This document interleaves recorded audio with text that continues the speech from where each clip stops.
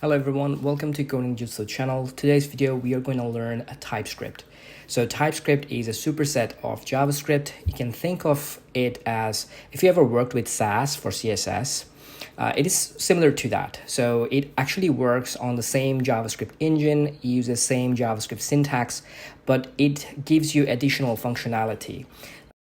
As you know, JavaScript is a dynamically typed language, so TypeScript actually gives you types, so you can actually work with JavaScript similar to how C# or Java works, right? Because those are typed, strictly typed language.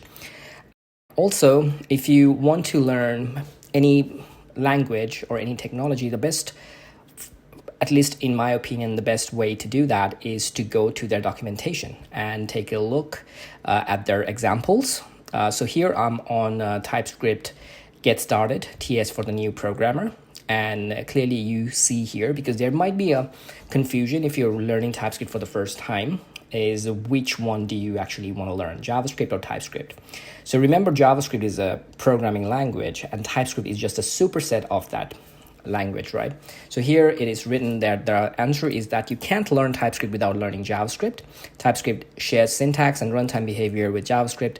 So anything you learn about JavaScript is helping you to learn TypeScript at the same time. So I assume that you have understanding, at least the basic understanding of JavaScript to understand this video. If not, then I also have a JavaScript crash course in this channel. You can check that out as well. All right, so what does TypeScript do? Why do you need that? So let me give you a very simple example. Let me go ahead and inspect this because I want to go ahead and inside this console. So here I'm going to create a variable called input, and this input will just have a name, okay? Now, input does not really tell me what type of value it has, right? In this case, I just put Rahim as like a name string value here. Now, JavaScript works. If I do input again, you see that it's actually giving me the string name. Now, down the road, either you or maybe you're working in a team and someone can come back and reinitialize this with something like this. Let's say we don't want just a name. We want an object, which is going to be username, which is going to be, and then we'll have Rahim, and then let's say we have an ID that is also a type of string with a bunch of number, and then enter. You see that it also works. Okay, so at the beginning, input was just a type of string, and now we can reinitialize this variable with an object has the username and ID. Now, in hindsight, you can really see that, okay, this is actually useful.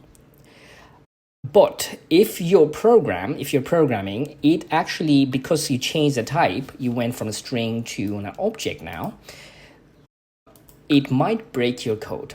But at this time when I'm actually developing, I'm not getting any type of error. JavaScript is not letting me know that, hey, you are trying to assign an object to a variable that was initially initiated by a string type.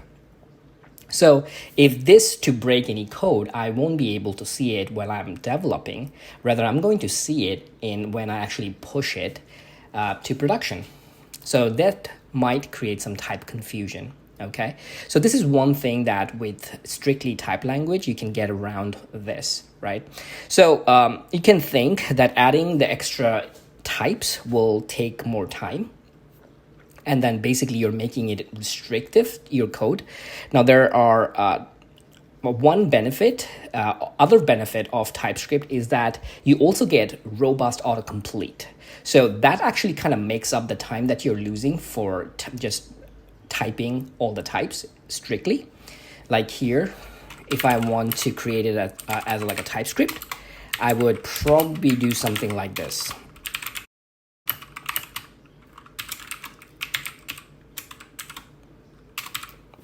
So I will explicitly mention that this variable with the colon and then the type itself with all lowercase, that this is only allowed a value of type of string. So let's go ahead and talk about how to install TypeScript, right? So TypeScript is a program that you can install in your machine. You can install it globally, or you can install it a specific package based, right? I'm going to show you both. So the first globally installation, if you are working, I'm currently on a Mac. If you're working on a Windows or Mac, you can, if you have Node.js installed, which you should, if you go to nodejs.org, you can download either the long-term, this is LTS, the long-term support, and the 20 is the current. You can download either one of it, and you will have npm installed. So you can actually run something like this, npm install -g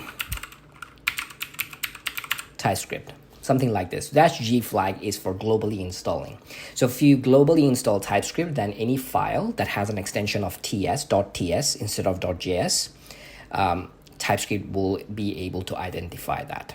Okay, since I'm on a Mac and I have Homebrew installed, I'm going to run this command, which is brew install TypeScript.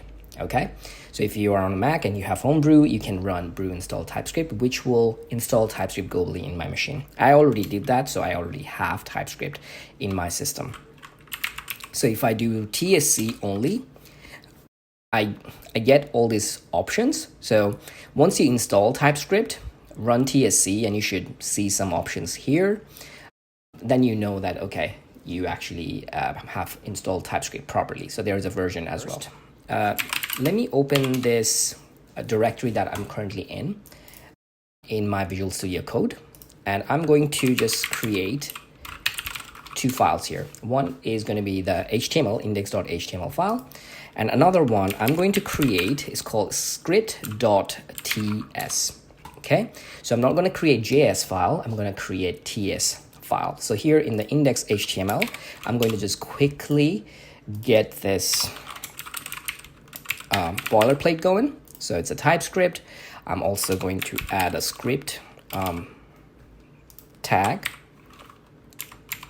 here. And the source I'm going to do is, let's say I want to do TS right here, right?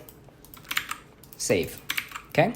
Here, let me go ahead and add another div with an ID of display. Okay, awesome. So if I go back to script.ts, this is the file right now. I'm going to do is simply going to say alert hello world. And if I save this file, TS file, is now hooked with my HTML. So I should, if I run the live server, I should see an alert, right? So put this in side by side. I don't see anything. I don't really see an alert. If I do change this one to, let's say, JS, save, and in my index file, I gotta also update this TS from JS. You see, immediately I'm getting the alert. Now, why is that? Because browser or anywhere JavaScript runs, they don't really understand TypeScript. They only understand JavaScript. Okay, so your browser only understand your JavaScript, only understand your CSS and HTML. In your Node.js, if you're writing there, they only understand JavaScript as well. There's some sort of compilation needs to be done in order for us to write in TypeScript, but in production, it's always going to be in JavaScript. So this is what I mean. I'm actually going to rename this to TS, where we are going to write most of our code. In index.html, I'm still going to keep it as JS, because what I'm going to do, I'm going to compile this with tsc command, which I have available because I installed TypeScript, and it's going to compile this TypeScript file into a JavaScript file for me. So let me go back to my terminal, and here I'm going to say tsc and then space, and I'm going to write the file that I want to compile, which is script.ts. Okay, now if I enter, you see now I'm getting the alert, because running the tsc compile also created a file with the same name script with the JS extension. And if I take a look at there, you can see that it has the same exact code that that I written here, LRTS. So this compilation, you can also think of it as like a Babel, right? So you can write the most modern JavaScript syntax, but it can get compiled down to whatever version of ECMAScript you want in there. By default, it takes ES 2015 or ES5. So you have the most browser compatibility with your code as well. Okay. So we have our TS, we have our JS file, and that's great. Our JS file is the one that I need to link to the browser because that's what they understand. Now let's go ahead and delete this alert thing, and let's talk about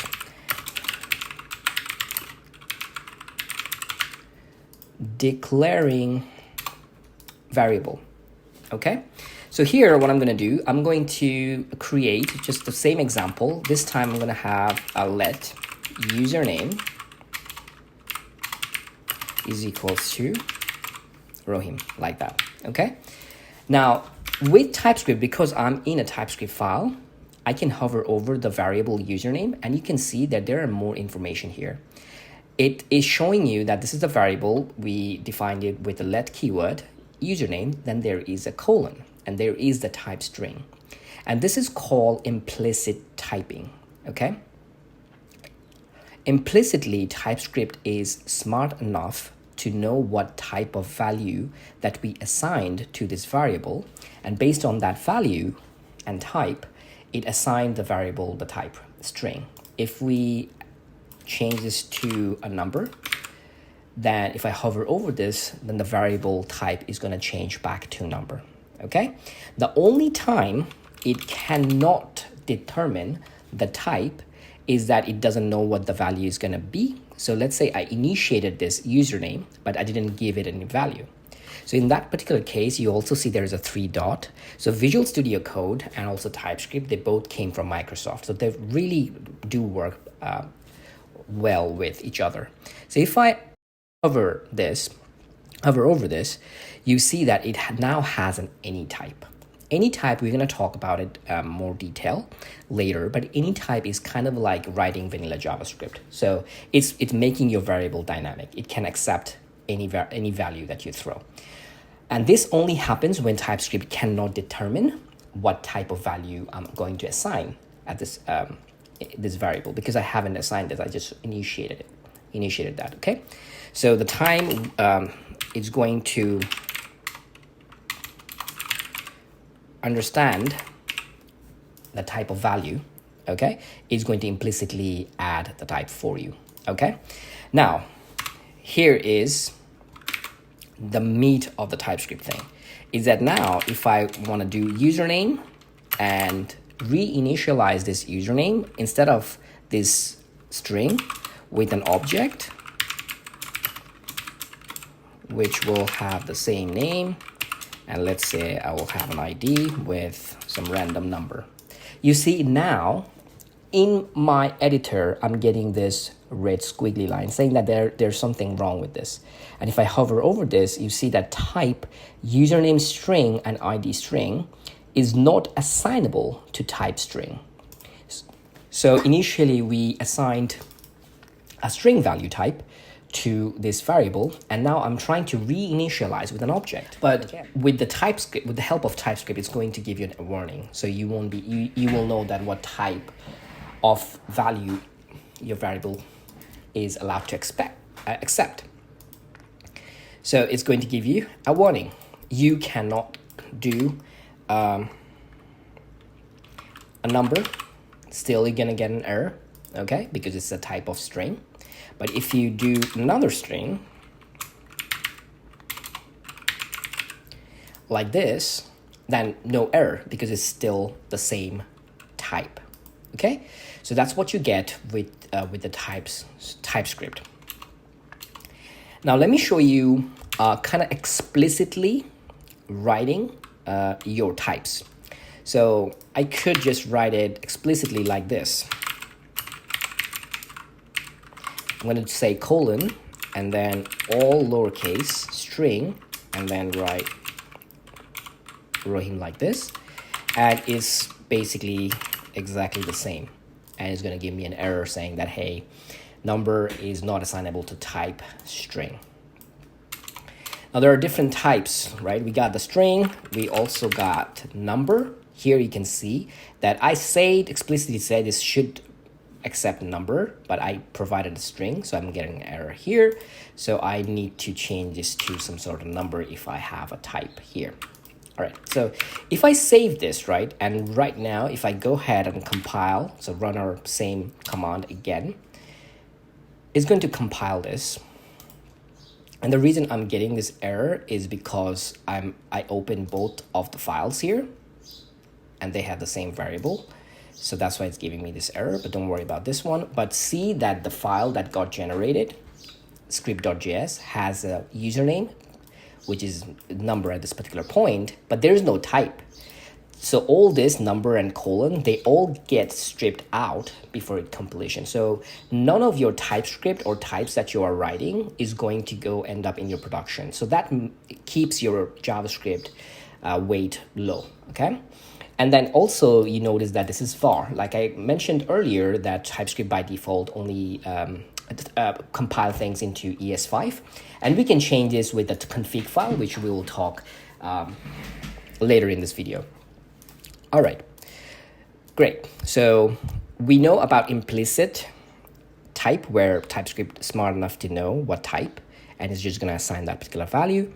And we know how we can assign explicit type like this. So there are another type, which is called Boolean type. And Boolean, as you know, is either going to be true or false, and that's great. So we got our string, we got our number, and we got our Boolean. Now let's talk about array or list type.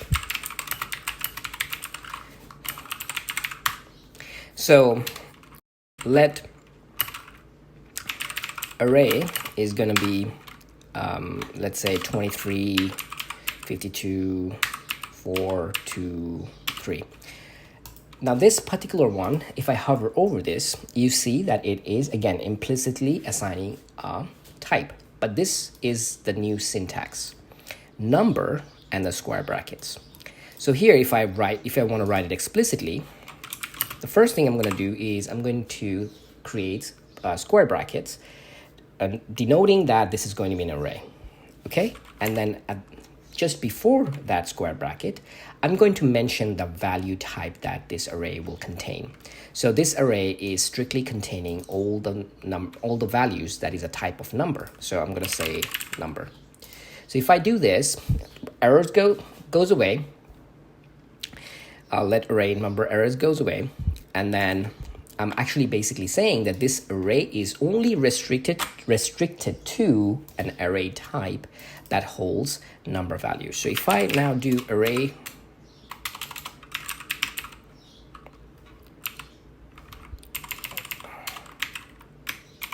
array.push a string type of 23, a string, it's not going to allow me. Argument of type string is not assignable to parameter type number because I specifically said that this is going to be number. Okay, so this is not going to work. What if I do this a string? Then here all the values have red squiggly lines saying like, hey, type number is not assignable to type string. And with this error, if I try to compile my file, you're getting the exact thing. So, and if you take a look, it did compile your code. So that happened, but you are getting all sort of error in your terminal again. Okay. So what if you want to do, so now this time, if I actually, let's say, delete this and create some string, and here is, of course, because I need to get rid of that one, it's going to work, right? So I have Rahim, which is a string, John, which is a string, array.push, I did another string. So if I do array.push push, and then if I just push a Boolean value, it's also not going to work because I specifically said this is going to be string. All right, pretty straightforward. So at this particular point, I think we all want to know, like, what if an array that can contain both types? It can contain a string type, it can contain a number type, it can contain a Boolean type. How are we going to write that? So let me show you. This is something called a union type. So let me go back to that single variable example. So if I say let me right now do like an ID, and when I'm initializing the ID, if you hover over this, it actually said that it has an implicit, it has an any type, which we don't want. We actually want it to be a string, but it could also be a number. Let's say you're getting this ID from a fetch request from something, from like a third party service that you don't know about, but you know for sure that this ID either should be a string or a number. So how do I tell TypeScript that this variable, the future value that is going to hold, either is going to be a string or a number type? This is how I'm going to show. First, I'm going to say string and then space and then pipe operator, just like double pipe in JavaScript that denotes or. It's a single pipe that denotes same thing. It's or, either or. Okay, so string or number. So at this particular point, I initialize this ID variable and saying that future value of this ID is going to be either string or a number. So if I now do this, a string type of like this, it's gonna work. That's fine. I can also just straight up put like a number. It's also gonna work. But if I do ID equals to true, it's not gonna work because I haven't specified that it should take Boolean. I specify it should take only string and number. So the same logic also applies. Let me just comment this out.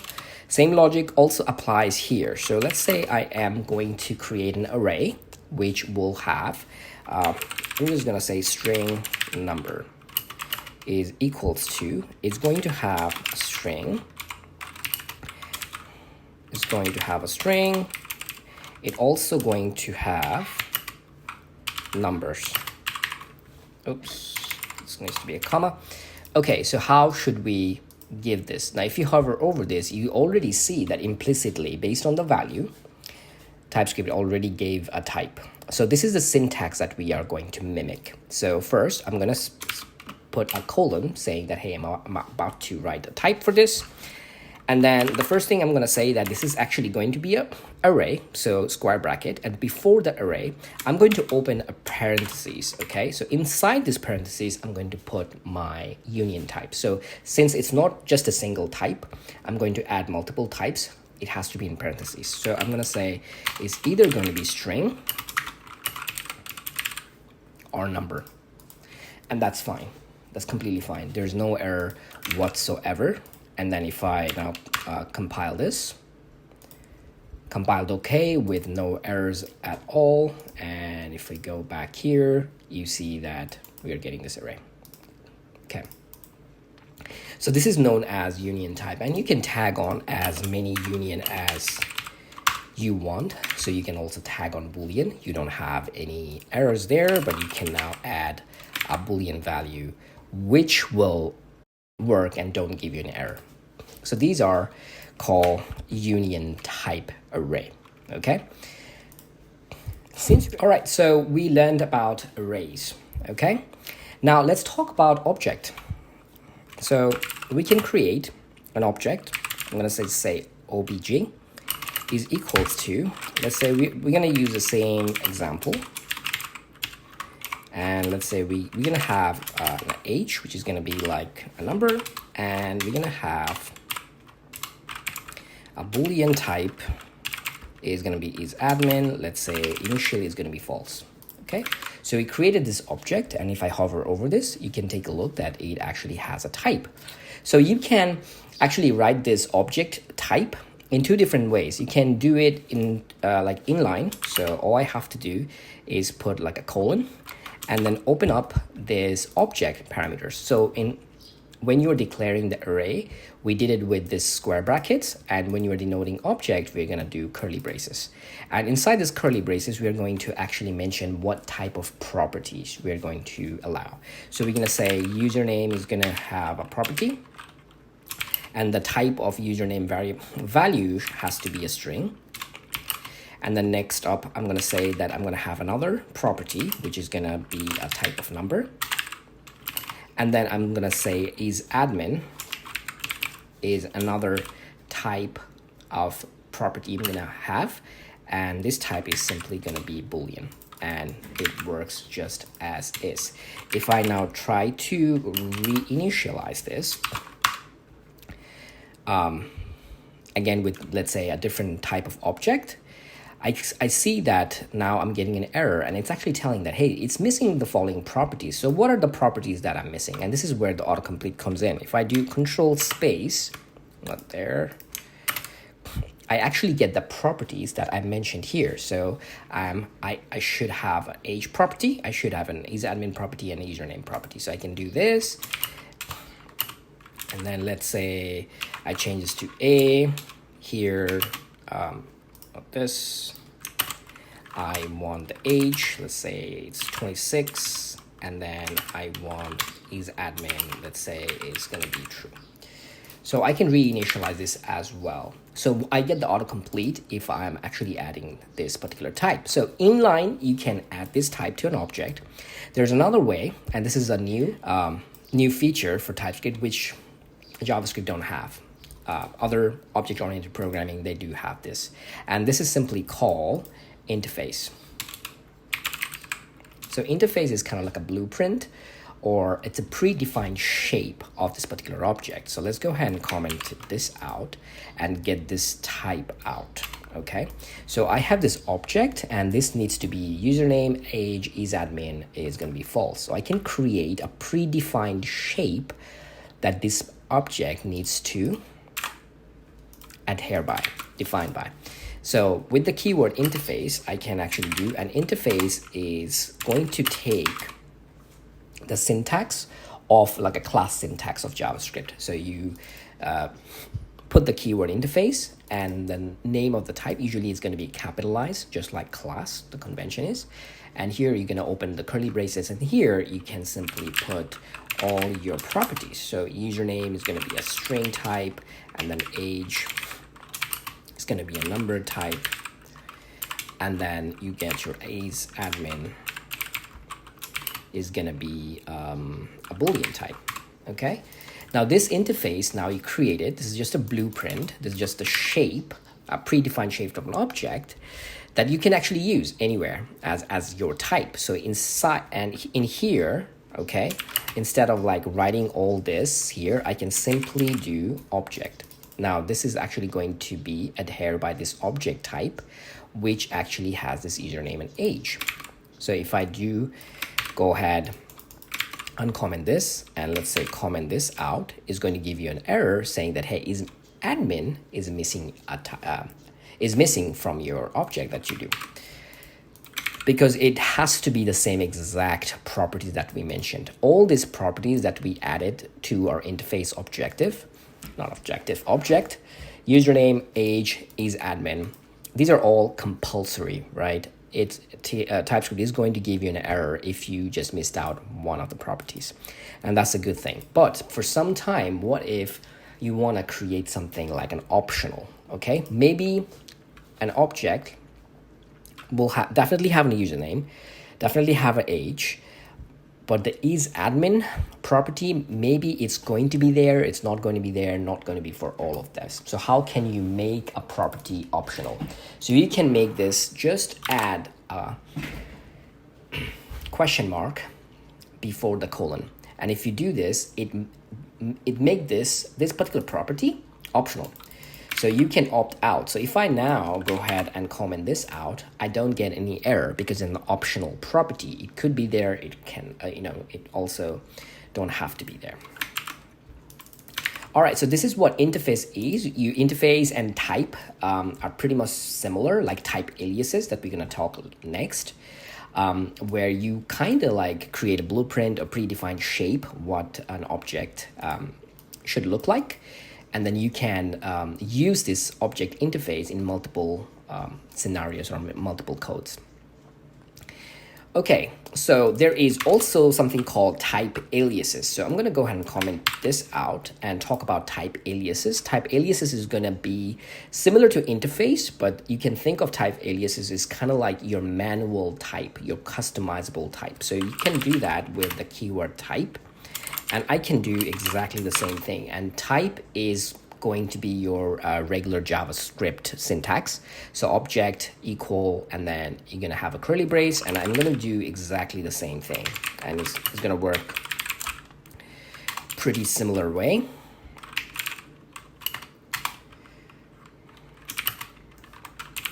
It's gonna be a number, and then is admin. It's gonna be a Boolean. And as you can see, no errors whatsoever. So these are called type aliases. Most of the time you will probably be using types, but I usually use interface when I am dealing with some sort of like fetch request. I'm requesting some information from an API, and I want to predefine the kind of like the shape of that JSON object. So it's up to you. Type and interface actually works pretty similar. So you can create your own type with the type keyword here. All right, so we talked about arrays, we talked about union type, we talked about object. Let's go ahead and, since we talked about the type, let's go ahead and talk about two different types that does not exist in JavaScript. So the first one I'm going to discuss is going to be tuples. So I'm going to go ahead and comment all this, and what I'm going to do, as you know, that if I want to create an array, right, just this array right here, it's going to be, I'm going to add the type, explicitly write this, and I'm going to do is either going to have like a string or a number.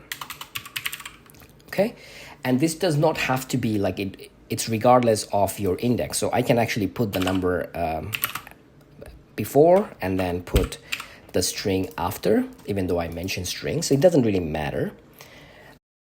And then I can add as many, so array dot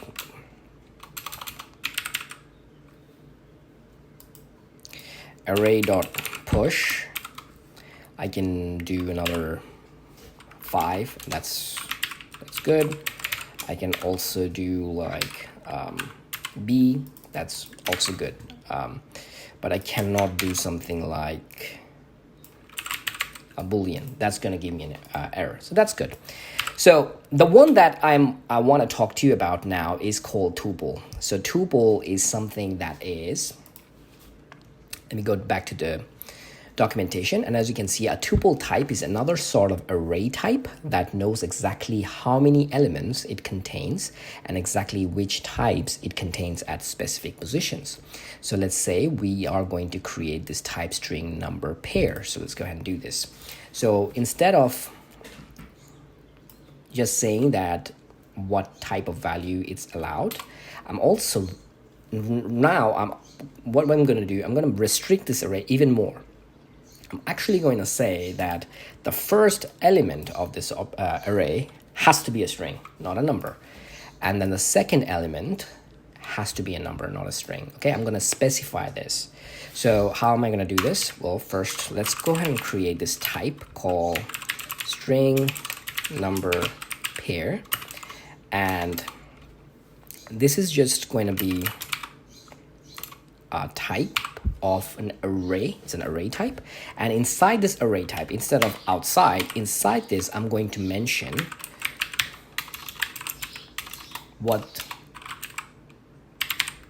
the type's going to be. Okay, so by writing this type string number pair, what I'm basically initiating this with is an array with 0 index, which is going to be a string, and on 1 index is going to be number. So I'm specifying how the length of this array, also the type of value that it can contain. So right now here, if I just copy this, and instead of this array thing, if I put this, I'm getting an error here. I'm basically saying that, hey, type number is not assignable to type string because it's a number. Now this one matters, like where you actually put your string or type. So here you're gonna put a here, and this one also saying that, hey, you're putting string, but it should be a number. So I'm gonna go ahead and put 23 here. An array add 0, right? So save this. Let me go ahead and compile this file. Okay, compiled. Good. Let me go back. And if I inspect and go to the console log, you see that it's actually, I'm gonna make this way bigger. It's actually console logging A. So if I do, okay, if I now go and do one, save it, I have to go and compile it again. Now I'm getting 23. All right.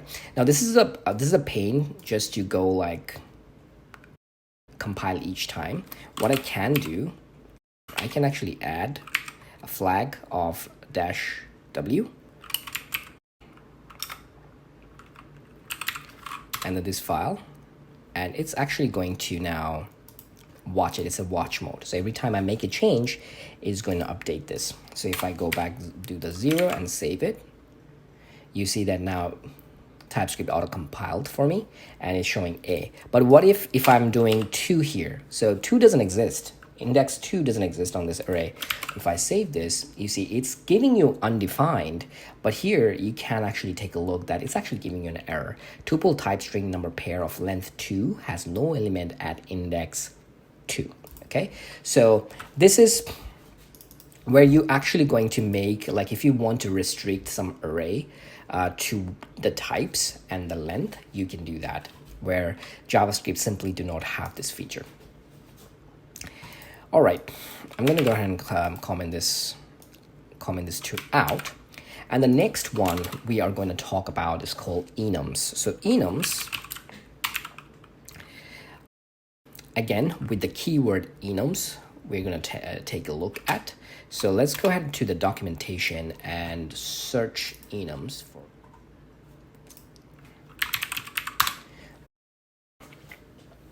Okay, numeric enums.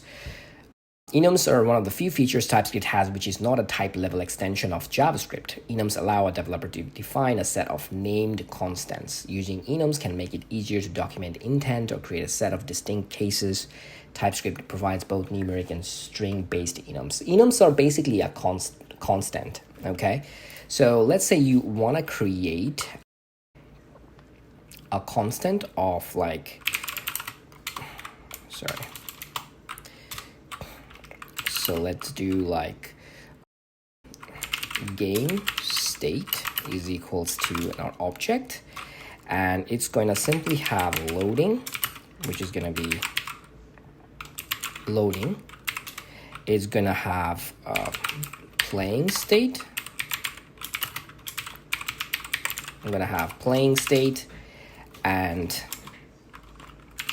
it's going to have game over state, which is going to be game over state, right?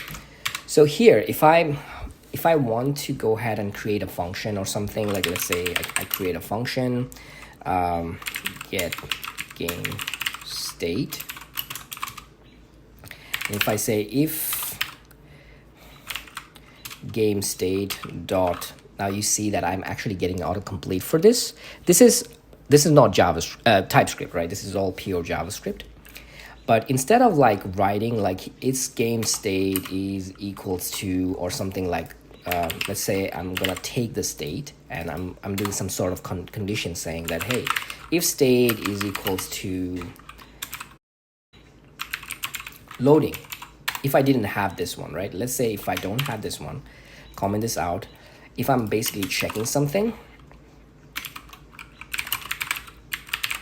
do something here, I'm gonna just go ahead and do a couple more times, and I'm gonna say if it's playing, if is game over, then do something else, right? So the problem with this is that it's going to work, but if anything changes, right? If you want to change, if you want to make, add another, let's say you want to change this loading to like buffering or something like that, you want to change this, you have to go find out your code and then change it there. You also have possibility of misspelling something here. So these are all, so this is just not good practice. So instead of this, what if I create this object, and instead of loading, I'm actually referring to the game state dot loading, and then I'm going to do this exactly same thing, game state dot say playing, and then here instead of hard coding that, I'm going to say game state dot game over.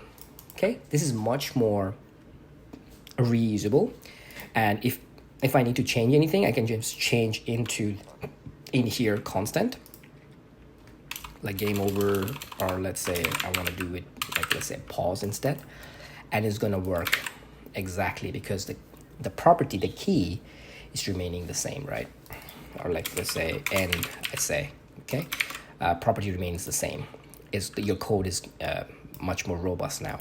Okay, so enums kind of work similar way.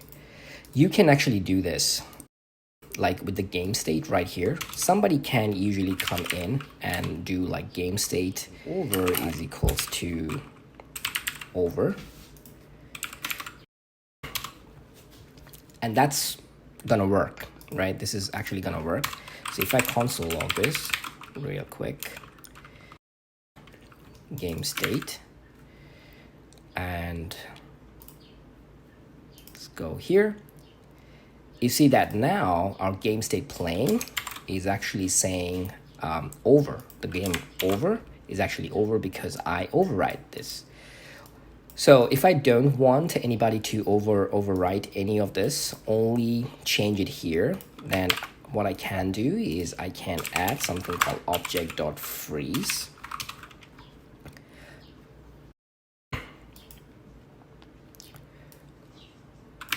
which is a function like that. So now you see that game over is end. Now if I it's actually not going to let me, cannot assign to a game over because it is a read-only property, right? So if I save this, you see that nobody can actually overwrite their properties. So this is kind of like if you want to create an enum in just pure JavaScript, this is what's it's gonna look like. But TypeScript actually has all this covered for you. So instead of doing any type of object freeze or anything like that, all you can do is simply say enum, right? And then there's no object freeze here. And enum actually takes, yeah.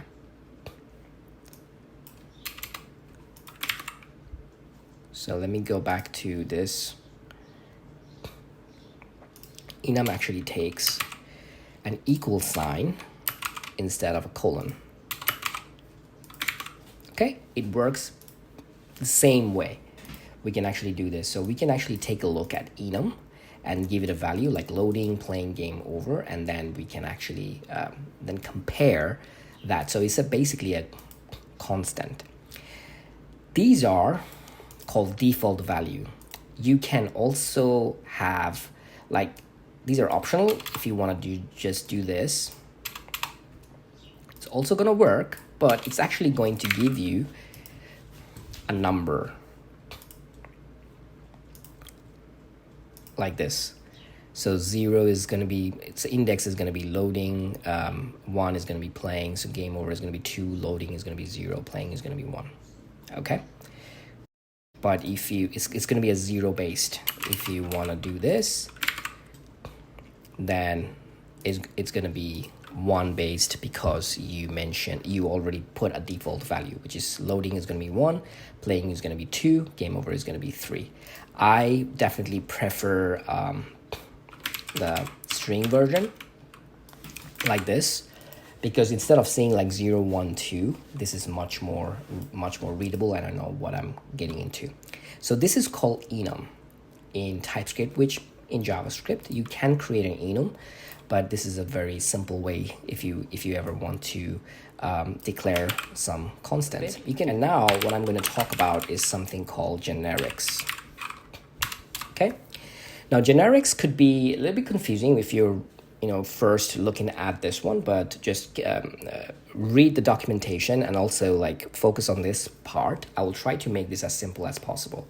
With this example call, let's say we are creating an interface, and this is going to be the interface for an API response, right?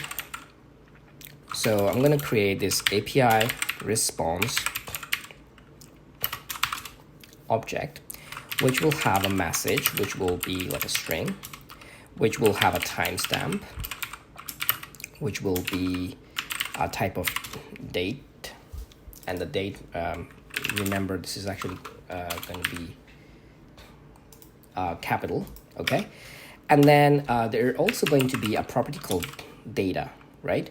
Now this data, I can create, let's say, a string, right?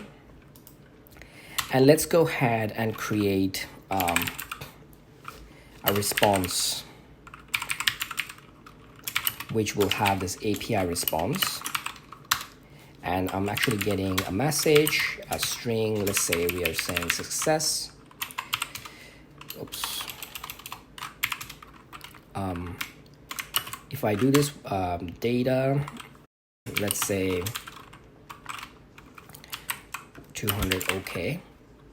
And then what else I'm missing?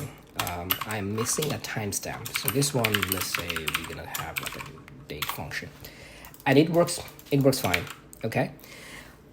What if I am getting another response from a different API or something, where this data is actually not going to be in string, but rather it's going to have like an object or something? So const response to API response, and here I'm pretty much gonna have the same properties. Let's just go ahead and do this data at the end. Save. It works because it's a string, but what if it's not a string? What if it's an object which will have like another object property with username, an ID, let's say 23. Okay, save. You were saying that it's actually going to give you an error, and that makes sense because in our API response, the type that we are using, I'm specifically saying that the data should be string. But here I am actually providing an object for a different kind of response. Now, in this case, you can do like, you can copy this and maybe make this as like a object with all the property you want. And then basically you're gonna say username is gonna be a string, and then age is also gonna be is gonna be a number. And you can call this one to API response to and add this here. We're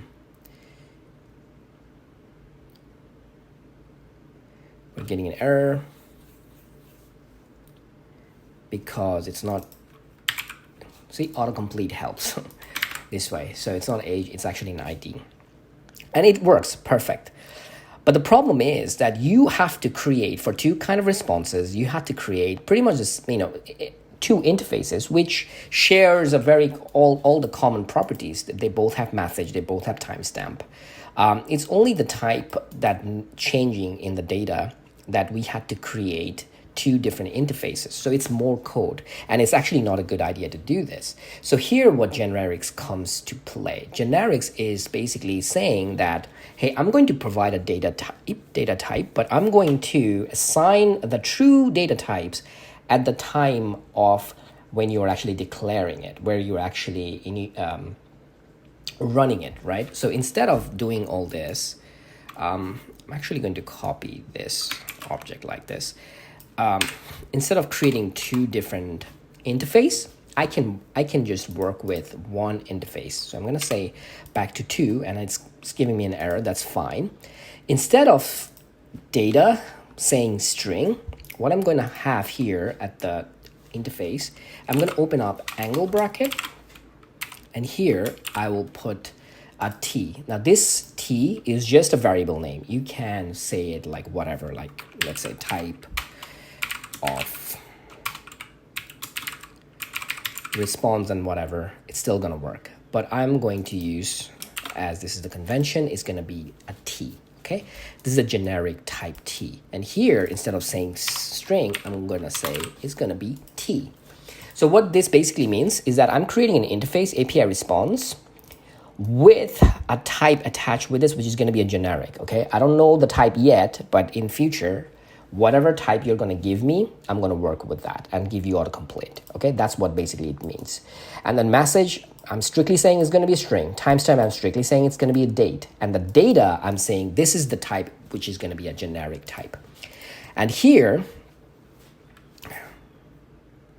you see now, it's both are giving you an error because now it wants to know what type are we talking about. We are talking about here in the data, which is going to be a string. So for this, we can just add, just like the same syntax. Here we are putting the t, the variable that is going to hold the type, right? When I'm calling this or using this, I'm just going to have to mention in this angle bracket, because it's generic, that it's a string, all right? And for here, same concept.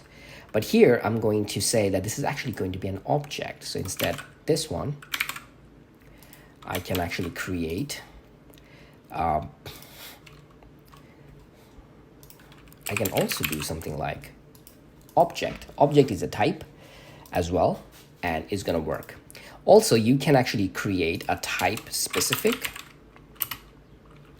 So let's say you want to say body or object type.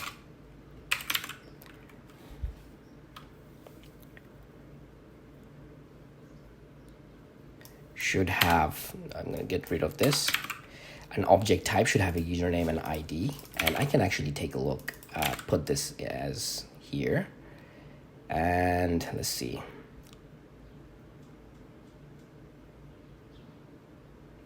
I guess I should have done.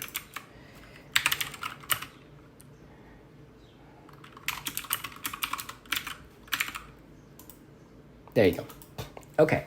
So I created a type object, which will basically have an object property, which has a username and ID. You can do this as well here. So you were just mentioning with one interface, you're mentioning what type of object you are expecting. So if there is a different constant here, so I can actually create a different constant. Here is going to be response 3. And here, let's say I'm just going to have like simply say that it's going to have like a username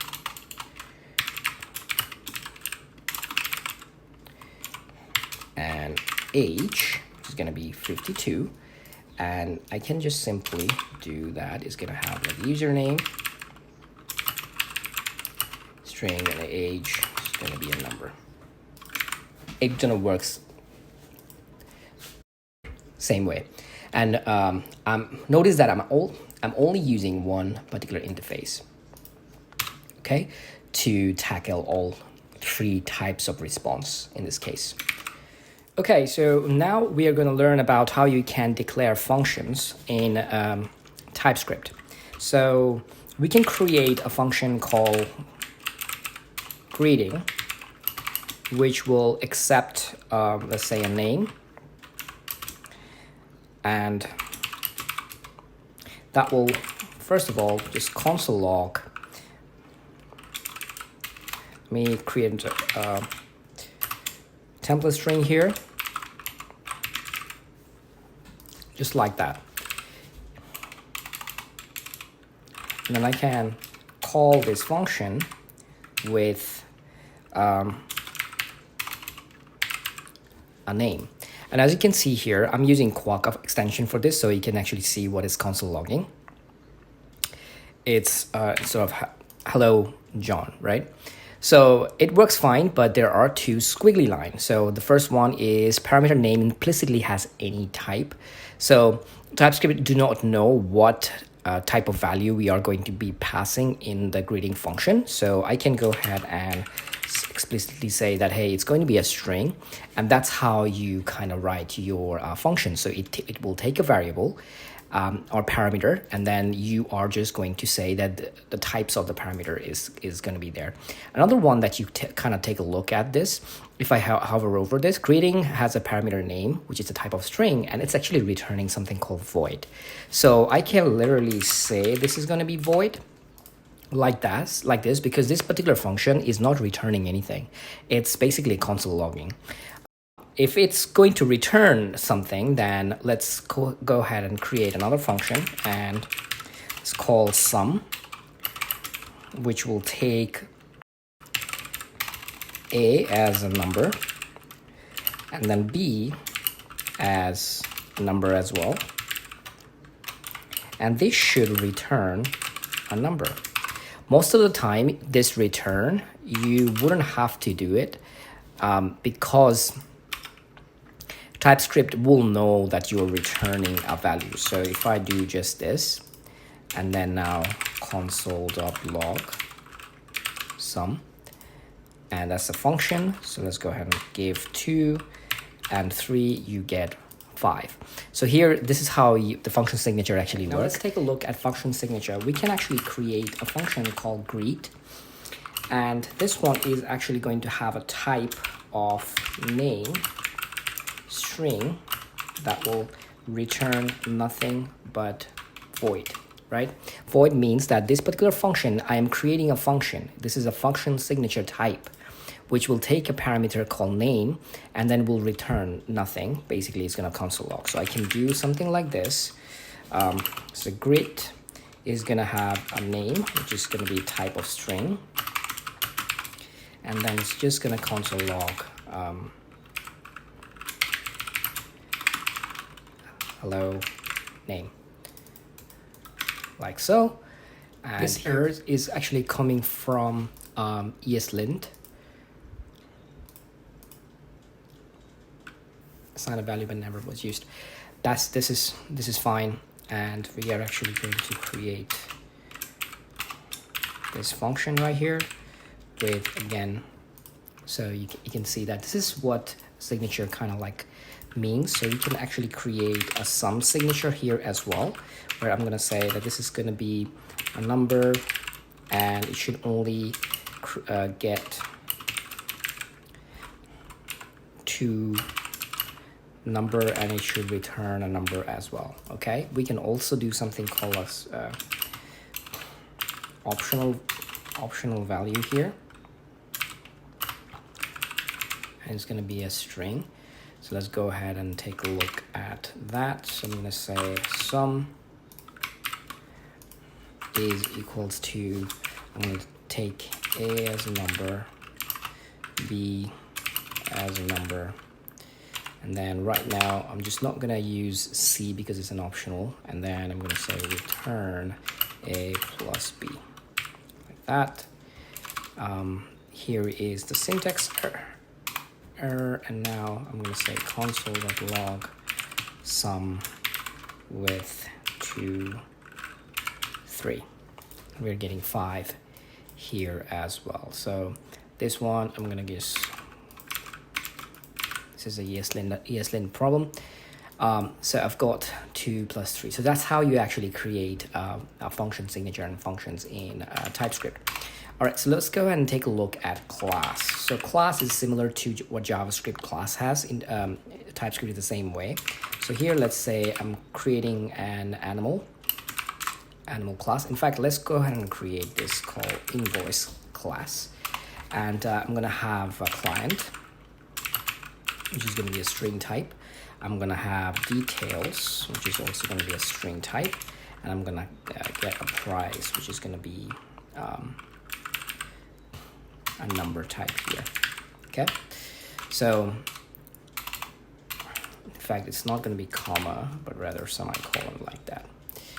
Okay, so now we're going to have, so when you're creating a TypeScript classes, you have to like provide the parameters beforehand and add their types in there. So constructor, and then here we can just see is going to be string. D is also going to be a string, and then P is going to be a number. So here we are going to go ahead and do this, and I'm going to say this dot client is equal to C. This dot details is equals to D, and this dot price is equals to P. So this is the class. And what we want to do is we want to get a function called format, and it's going to say this dot client has rows,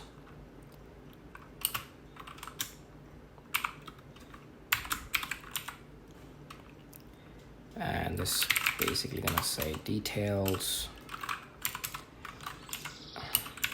for this dot price. That's what we're gonna do. So we can actually create const invoice 1 equals to, I'm gonna say new invoice, and basically give a client name. Let's say John website work. And then let's say it's gonna be price for like $20. Okay, so we can actually take a look at this one. Now if we do the console log here, or in fact I think I can just do invoice dot format. You see that it's actually going to print John O's website work for $20. It doesn't make sense, the sentence, don't worry about it. But this is how you can actually do this. We can also do invoice 2, which will be similar to this, but let's say it's going to be Jane, some stole work or whatever, and then it's going to be $300.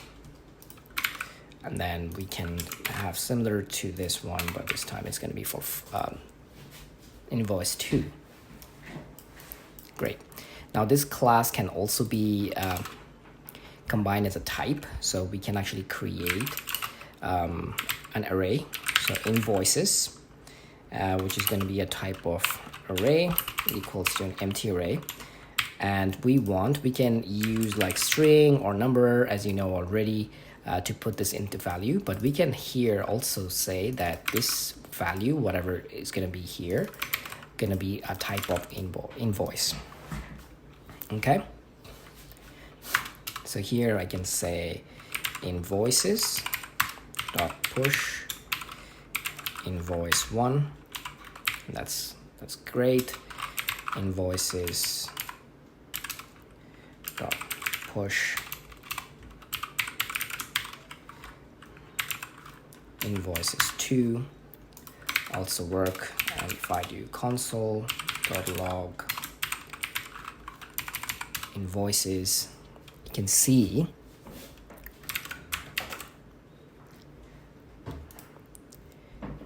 that we are getting 2 invoices that has client details, website work, and price. So that's how class generally works in TypeScript. Now there are some other functionalities in TypeScript that I'm going to show you right now, and these are called, so let me go ahead and clean this up a little bit. So here what I can do is, first of all, let's const invoice, let's just do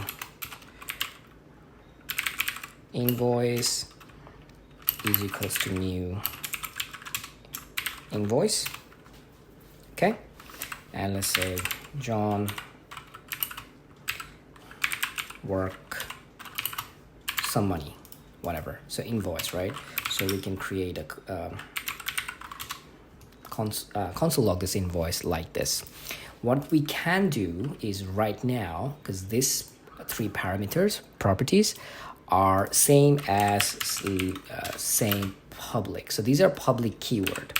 So by default, these are all public keyword. Basically means that I can go ahead and change them. So I can go ahead and do something like this. I can do like invoice dot client is equals to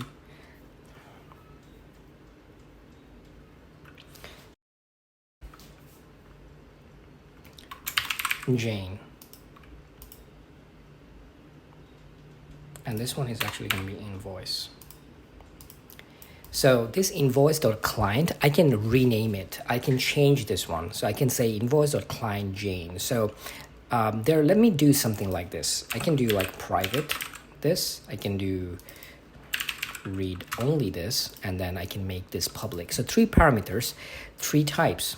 Public basically means that outside of this class, I can go ahead and change this parameter as well. So I can just do invoice.client equals to Jane, and you can see that invoice right now, client is now Jane, even though I initiated this with John. Now, if I want to do this invoice.details equals to, remember that I put work, but now I did website work. Okay. Now you see that the console log is because it's my Quokka that's running on the editor. It is showing you details website work, but I'm getting an error because I'm saying that I cannot assign to details because it is a read-only property. So that's what read-only is. Read-only means that you can read it. For an example, I can go and do like invoice and dot, and you see that the autocomplete only has client and details. So client and details, public is read-only, accessible, everything's good. Details is only read. That means it's going to be shown in the autocomplete. But private is nothing. You cannot change it. You cannot even see it. So private is price. So if you want something in your property, in your class that you want absolutely no one to mess with, then you can put this as a private. As you can see here, invoice price is private and only accessible within the class invoice. Okay, so this is what TypeScript gives you: public, read-only, and private keywords to work with, which JavaScript does not. So these are the basics of TypeScript if you are writing TypeScript. Now what I'm going to do, I'm going to show you how you can use TypeScript in a React project, and also like in vanilla JavaScript. So here, let's go ahead and delete all this, save it, and let's go back to our index HTML, and we have something called display div. So here, we're gonna create const display is equals to document type. It's gonna be document dot query selector, and this display. So here all I want to do is actually inner HTML is actually gonna be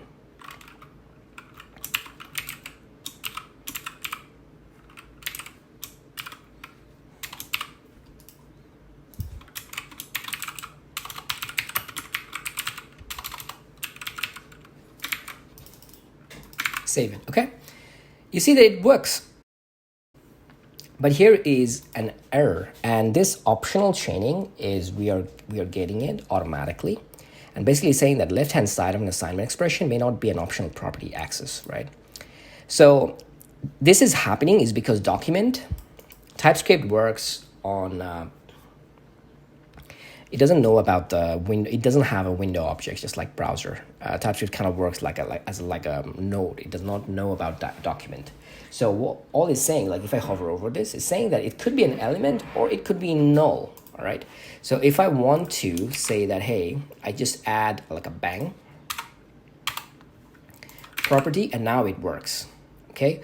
By adding bang property, you see that I'm eliminating the null thing, because I know for sure that there is an ID called display available on my index.html. So you might want to take a look at. Sometimes it's going to give you like error that it might be null. If I get rid of this, save it, and hover over this, display is possibly null. That's coming from TypeScript, right? But we know for sure that it's not null, so we can go ahead and do this. So there are different ways you can actually add this one. Also, I can do something called as HTML.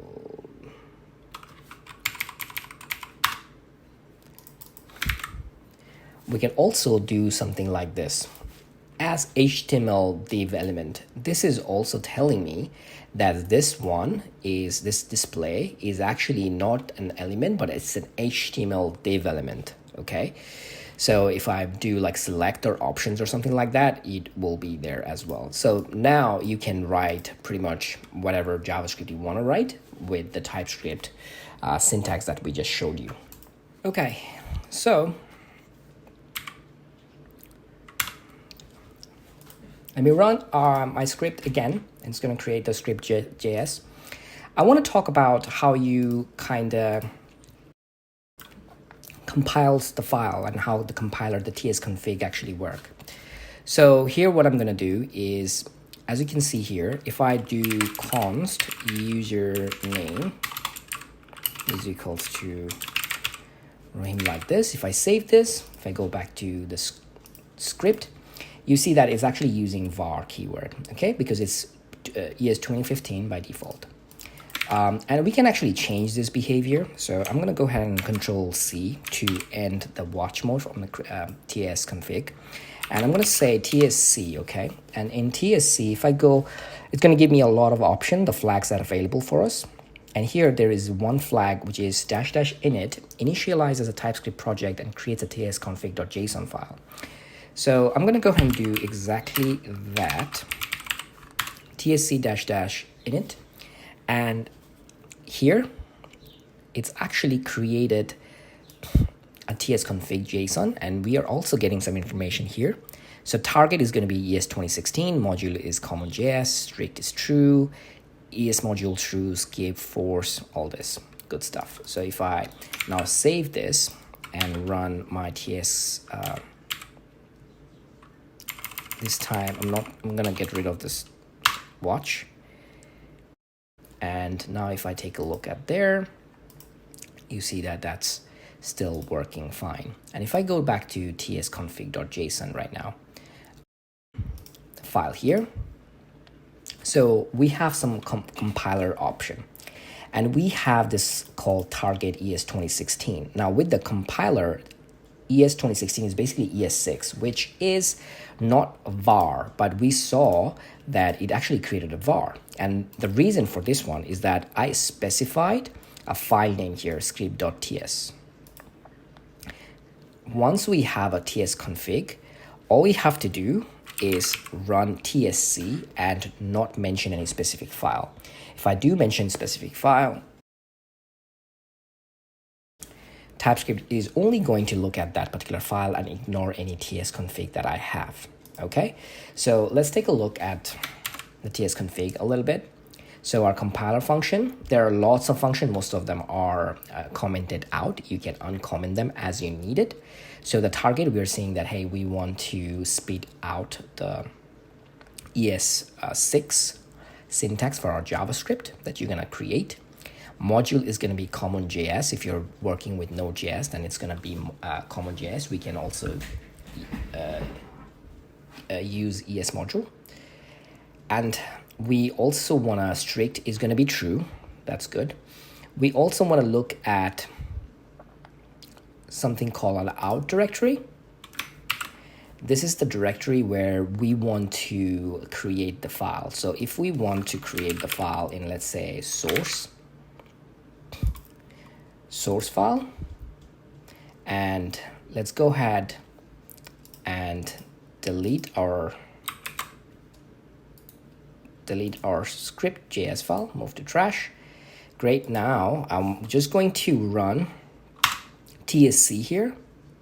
And you see, because I initiated out directory on the current folder, but on a source folder, it actually created the source folder. And inside that source folder, we have this script.js, and we have this use strict directive, and we are still getting the const, so it's not changing it to var. That's what your tsconfig is actually do for you when you are running.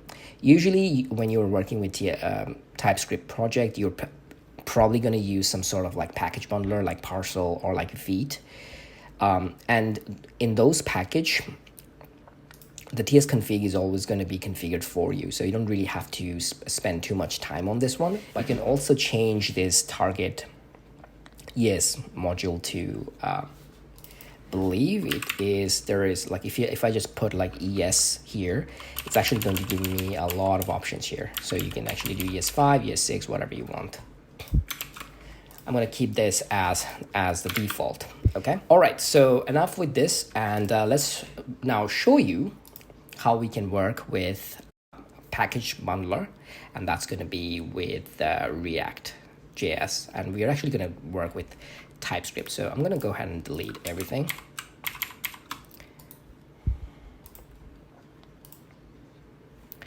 I'm also going to do is I'm going to uninstall TypeScript for my machine, and only going to install TypeScript project base, so inside of Node module. Okay. So it looks like it is now installed. If I now run tsc, cannot find. Okay, so here I'm going to create a React project. We're going to go ahead and run this. That means it's going to run it inside this particular folder that I'm currently in. That's fine. Now here it's asking like, what do I want to use? So I'm going to use React for this, and I want to use TypeScript for this. Okay, so it downloaded all the files for me. All I have to do is right now is npm install. It's going to install all the dependencies for me here. And as you can see here for the package, this package bundler Vite, we already have a tsconfig.json file, which the target is right now is saying ES 2020, so it's the most recent version of it. And then we have the library, you have the module, JSX, React JSX. So everything is kind of like done for us at this point. Should include only the source folder. None of the file that has a TS outside of the source should be ignored. Only the TS file that is inside the source folder should be included. So that's what this include property means. Okay, here our npm install completed. So I'm gonna do npm run dev, and that should run on this 5173, and we have this Vite React project. So what we're going to do, we're going to create a very simple to-do application. So main.tsx, tsx is equivalent to JSX, right? And the main tsx is all sorted out for us. All I'm going to do here is app.tsx, and here I'm going to create our to-do application. I am going to get rid of all this. Here. And then this div as well. Okay, so we have a fresh page. We don't have anything else right now. Okay. The first thing first, what I'm going to do is I'm going to create our to-do app.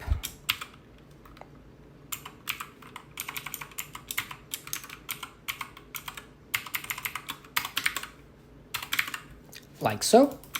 Says that it doesn't exist. Of course it doesn't.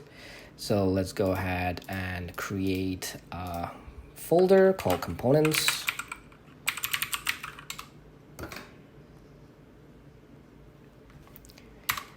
And here we're gonna have a to-do.tsx.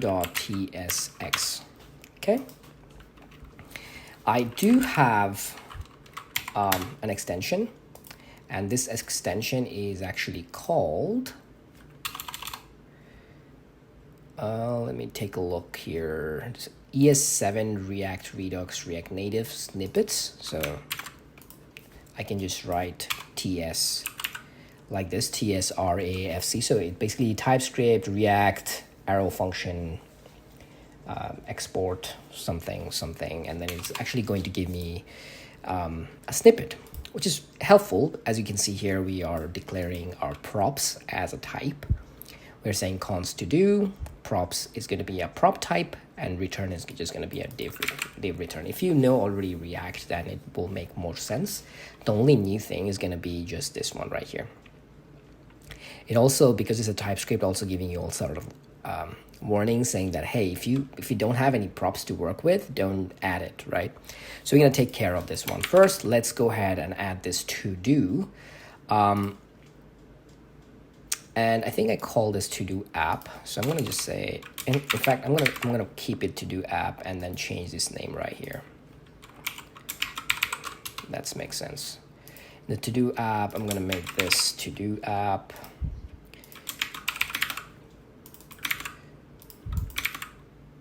And here I'm going to auto import this one. And here, as you can see here, use state is declared, but its value never end. So here I can see that to do is there. All right, so let's go ahead and in this to do application, every logic and form and everything is going to be inside this. So I'm going to go ahead and open in parentheses. And here I'm going to do a div. And here I'm going to do h1. I'm going to say to do app. Most of your TypeScript project is going to be your pure JavaScript, except for like types here and there and knowing your autocomplete. So here I'm going to add an input.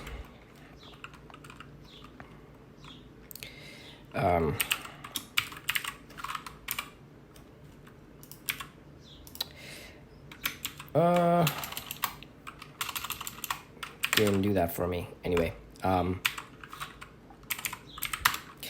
we have an input text, and here's we are also going to use state, but this one is actually going to be just to input our. So let me go ahead and create a form. Actually, we don't need this action. And I'm going to put this input here. I'm also going to put a label. And it's going to be to do. I'm going to add an ID saying to do. All right. And here I'm going to have a button. And a button inside of a form is always have like a type submit. So I am just going to say add to do like that. As you can see here, the to-do app is showing up on my left-hand side. Great. And then we will have just underneath this, we will have an UL, and then we will basically map our to-dos and put this display here. So let's go ahead and take a look at some of the states that we're going to work with. So the first thing first, we would want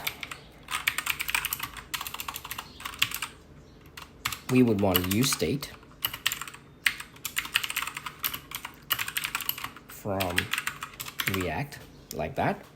We're going to create some state, and we're going to say first of all to-dos set to-dos, right,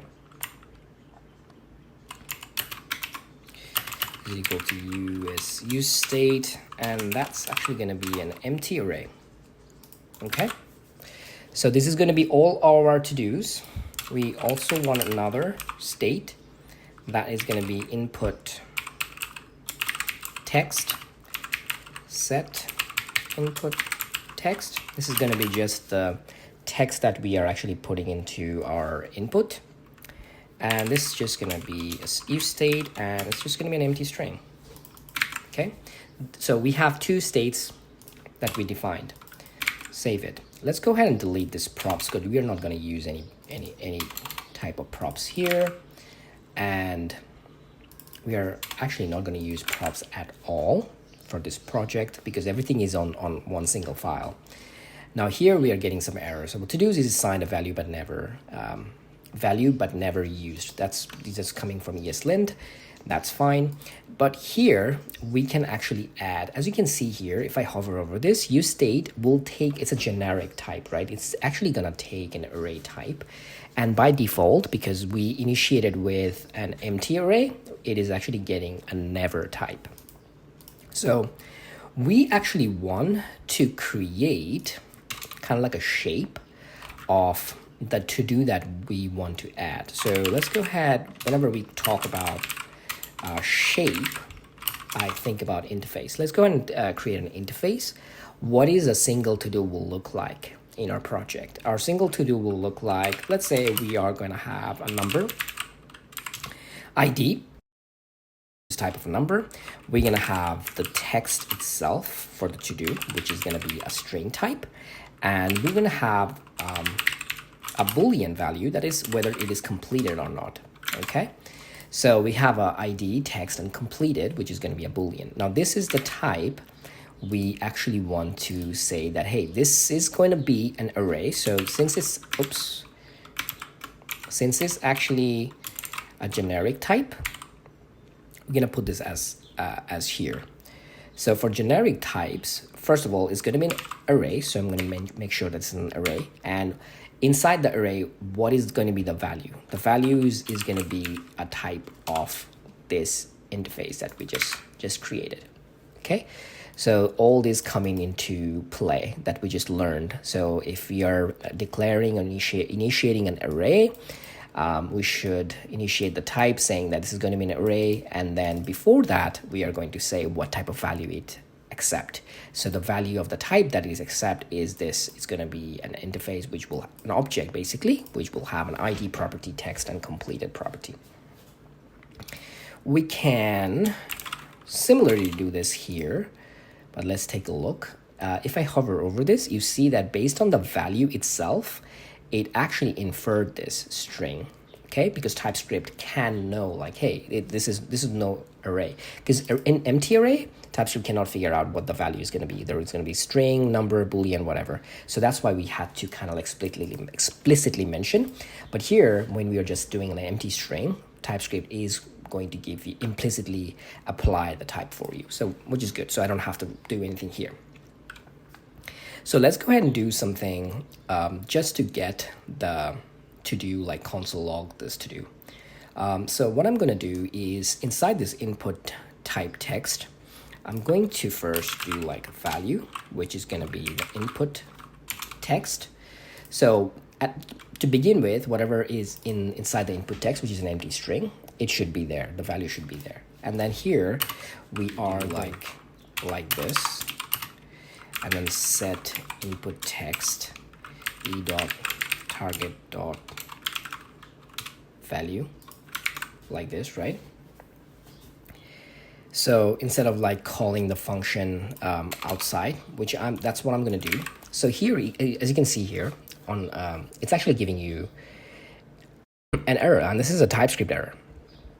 What this is basically saying that unsafe member access target on any type. So what is the type of this event? So we have to kind of mention it here. The event type is going to be a change event with, now how do I know all this? Let's see. If I go ahead and put this E here, you see that it's automatically inferred this type. So I don't really have to do this. error is going away. But if you had to explicitly mention, then this is what you need to do. Is a change event, right, comes from React. See that on top, the change event is actually coming from React.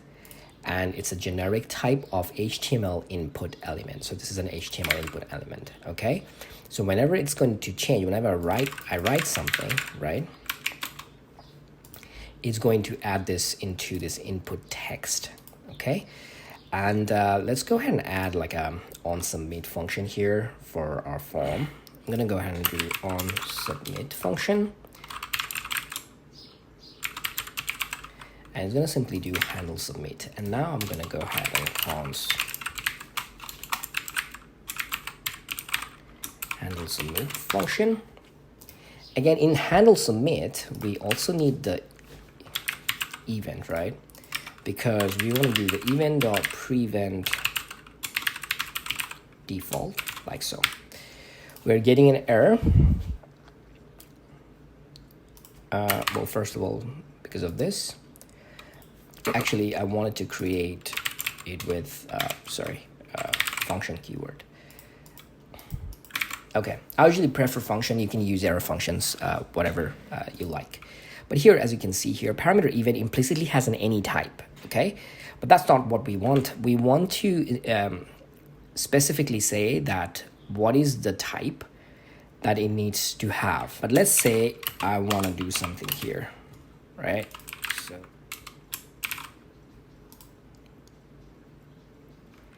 that's one. So if you do this in inline, you're actually going to get the actual event. So as you can see here, it's coming from form event, HTML form element. So I'm going to go ahead and grab this, put this here, and then put it right here. Form event is, again, it's going to come from your React. So handle submit is going to be this event, right? So I'm going to say console.log input.text, and I want to do this because I want to see if everything is actually working correctly or not. So let me refresh this. There's no error, and I put something here. Okay, so it is actually working correctly. We actually, instead of like just console logging this, we want to add each to-do to this array of to-dos.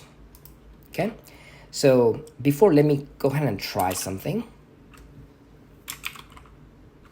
First of all, I don't want to add anything if this, so you see that it's actually console logging every time. So I don't want to do anything if the input text is an empty string. So if input.text empty string, so now you see that it doesn't work because it's an empty string. Okay, that's just caution. Now, what we want to do is I'm going to go ahead and then create an object of new to-do, which is going to be the type of this to-do that we previously created. And this new to-do will basically have an ID, and we can actually use the crypto random UUID function. It will create a random ID each time, so we can use this, and you don't really have to install any package or anything like that. So for the ID, we have the crypto.randomUID. For the text, we are also going to obviously go ahead and put this input text, and complete it. We're going to first put false. So we are getting an error here, because crypto.randomUID is actually not going to be a number, but rather it's going to be a string. So let's go ahead and do that. And here now it's saying that it's declared that value is not used. So let's go ahead and use this one. Now what we want to do is we want to do set to-dos. We're going to get this set to-dos, and that's going to be an array. First, what we want to do is we want to spread the to-dos that's already in there, and then we are just going to add the new to-do. Okay, And once I do this, I want to now clear the input. So if I write something like this, gibberish, you see if I click on here, it still stays. So I want to do set input text with empty string, just like before.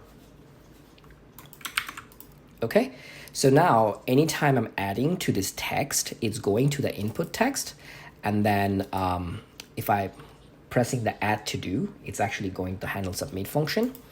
It's actually checking whether the text has some value or not, and then it's actually constructing a new to do based on this type of to do that has an ID, text, and completed Boolean value.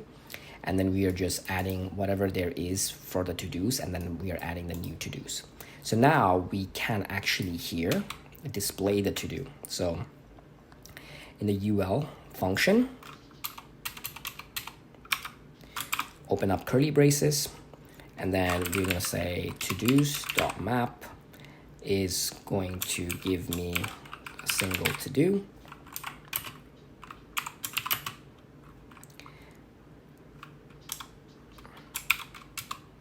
And here we want to do a list item. And every time we want to use the map, we also have to use a key. And we know that to do actually has an ID. As you can see here, it's actually giving me the autocomplete. So we have the to do ID. We are to do dot text.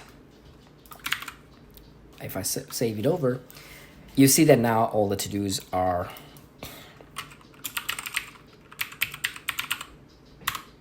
there. You go, a simple to do function. So let's go ahead and just quickly do that. So I'm going to add something here. I'm going to add like a span. And then inside this span, this to do is going to be, my bad.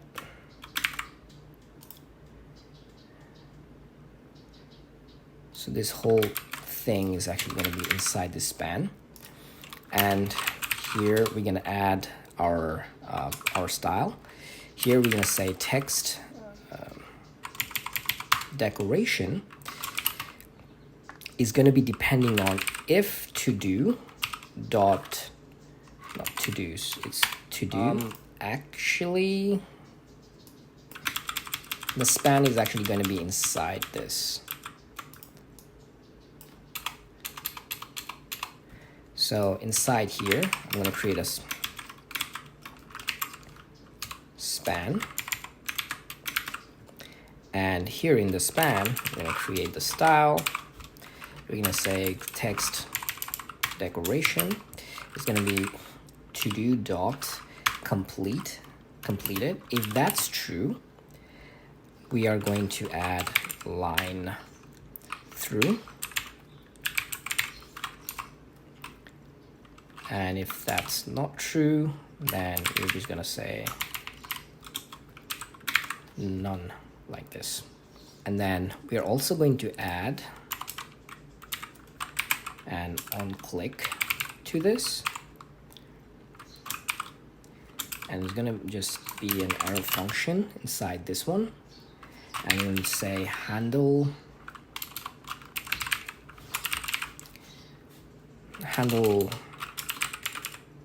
toggle to do with the to do dot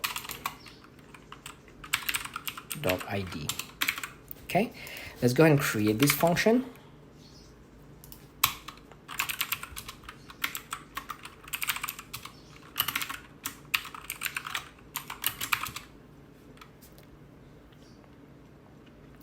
So this ID is not going to be a number, but it's going to be a string type.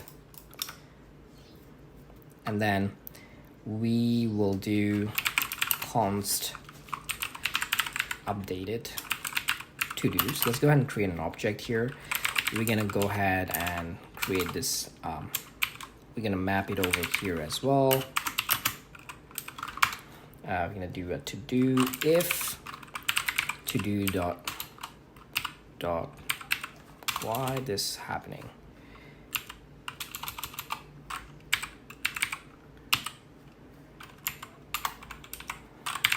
todo.id is equals to the ID.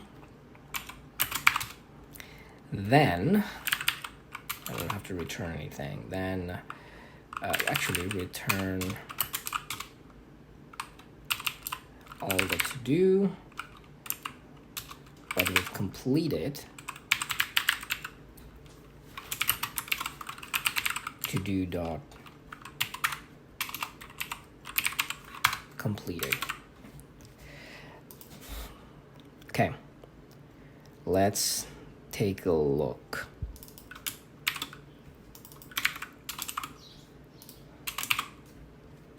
And then if the ID, we are just gonna say completed to just whatever. If it's false, just do true. If it's not, if it's true, then it just do false. And then just return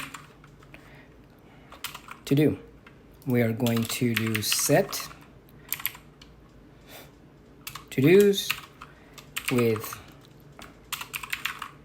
updated to-dos. And let's take a look. So gibberish, unique key prop, we're gonna take a look at that one. And then you can see that if I click, it's actually striking, so it's completing, so it works. So what is going on here is 56, line 56, we have actually this key needs to be, instead of the list, we are gonna have to have a key. Oops, my bad. Not what I want. I want just the key here. Let's go ahead and create a button and delete. Let's see, what am I doing wrong here?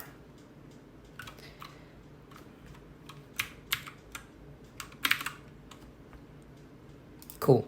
So let's have the button inside the span, and here we're gonna have like on click, and here we're gonna do, we're actually gonna pass in something. So you're gonna do like a handle delete, and we are going to pass the todo.id here. Okay, and this is just gonna be, so let's go ahead and create this function here.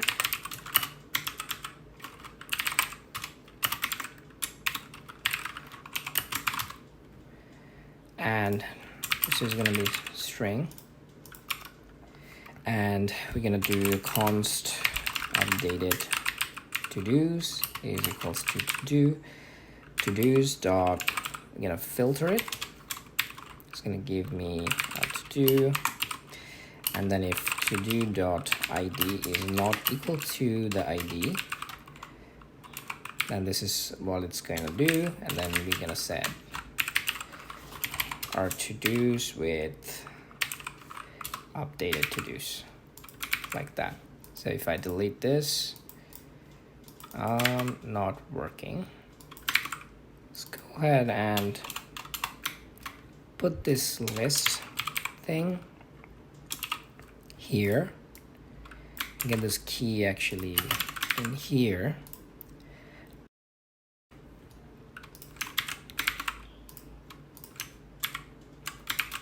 There you go. So I'm actually putting everything inside the list element, so it looks a little bit okay, but it is the delete button thing. Can we do this? There you go. Now it's working. Instead of like span, it has to be outside of the span. So TypeScript, add it. If I click on here, then it's, I can toggle this, I can add some more, like that, cover it, I delete, it works. Okay, so here, pretty much, your TypeScript project is going to be pretty much the same as your JavaScript project, with some types sprinkled around your code, on your code. and it's going to give you some really great autocomplete. All right, the next video is I'm going to show you how you can create TypeScript at Node.js. So you basically need some like types that you might need to install. So we're going to create a CRUD app API in Node.js with TypeScript. So if you want to check it out, that video, consider subscribing. And if you do like this video, let me know in the comments below. If this video helps you in any way, definitely I'm super happy for you. And if you have any questions, let me know. All right, see ya.